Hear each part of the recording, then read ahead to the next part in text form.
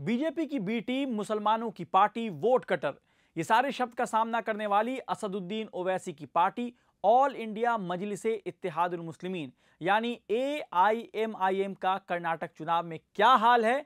कर्नाटक की बीजेपी बनाम कांग्रेस की लड़ाई में ओवैसी ने कितनी सीटों पर चुनाव लड़ा था और अब जब नतीजे आ रहे हैं तो AIMIM कहां दिख रही है? कर्नाटक में वोटों की गिनती जारी है और कई सीटों पर नतीजे भी आ चुके हैं।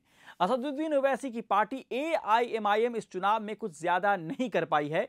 AIMIM के सभी उम्मीदवार की जमानत जब्त हो गई है।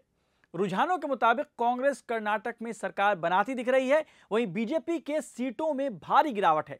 इन सब के बीच अगर असदुद्दीन ओवैसी की पार्टी की बात करें तो उन्हें 1% वोट हासिल भी नहीं हुआ है। हालांकि इतने कम वोट प्रतिशत के पीछे एक कारण है कि AIMIM ने 224 में से सिर्फ 2 सीटों पर चुनाव लड़ा था। शुरुआत में खबर आई कि AIMIM 25 सीटों पर चुनाव लड़ेगी, लेकिन बाद में पार्टी ने सिर्फ 2 सीटों पर अपने उम्मीदवार उतारने और 1 सीट पर बाहरी कैंडिडेट को समर्थन देने का फैसला किया। किन सीटों पर AIMIM ने चुनाव लड़ा था वो आपको बताते हैं।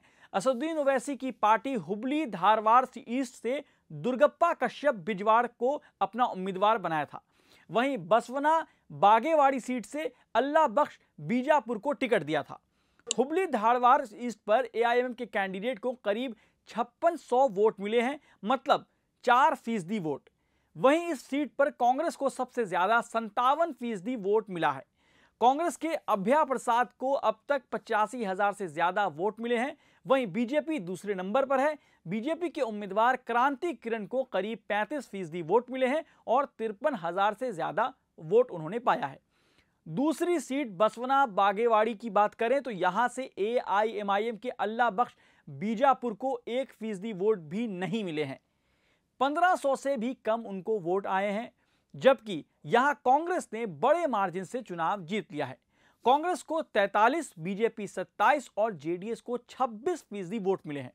बता दें कि भले ही असदुद्दीन ओवैसी की पार्टी ने सिर्फ 2 सीटों पर चुनाव लड़ा हो, लेकिन इससे पहले साल 2021 के शहरी स्थानीय निकाय चुनावों में काफी अच्छा प्रदर्शन किया था।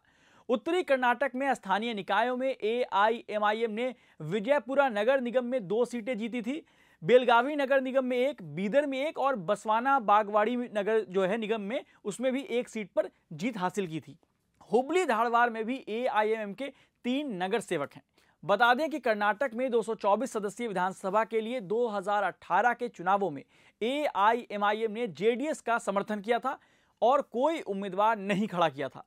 ओवैसी ने कर्नाटक चुनाव के दौरान कांग्रेस से लेकर बीजेपी पर निशाना साधा था। दरअसल कर्नाटक चुनाव में कांग्रेस ने अपने मैनिफेस्टो में बजरंग दल को बैन करने की बात कही थी। कांग्रेस के इस ऐलान के बाद बीजेपी हमलावर थी, यहां तक कि PM मोदी ने बजरंग दल के बैन की बात को बजरंग बली से जोड़ दिया था। प्रधानमंत्री ने अपनी एक रैली में कहा था, आप लोग इस बार क्या करेंगे?